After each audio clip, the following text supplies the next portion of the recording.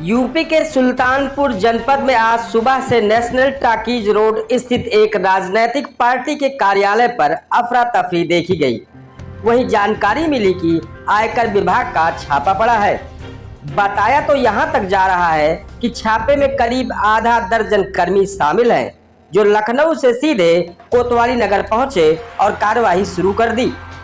दफ्तर में पुलिस किसी को ना तो अंदर जाने दे रही है और ना ही बाहर निकलने दे रही है। जानकारों की माने तो आयकर विभाग लखनऊ की टीम से शहर के अनु चौराहा पर अपना देश पार्टी कार्यालय एवं उसके अध्यक्ष के घर छापा मारा है। 6 घंटे से जांच चल रही है।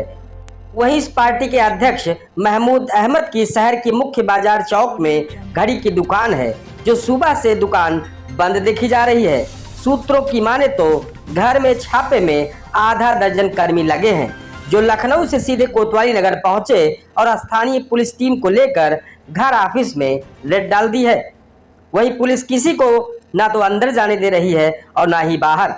जिम्मेदार सूत्रों की माने तो यह मामला पार्टी के चंदे से जुड़ा हुआ बताया जा रहा है। इसके तार दिल्ली शराब कांड से भी जुड़े हो सकते हैं। फिलहाल अभी इन सब बातों का कयास लगाए जा रहे हैं, लेकिन असल में क्या है, इस छापे की कार्रवाई के बाद भी कोई अधिकृत जानकारी नहीं दे पा रहा है। खबर लिखे जाने तक कार्रवाई जारी थी।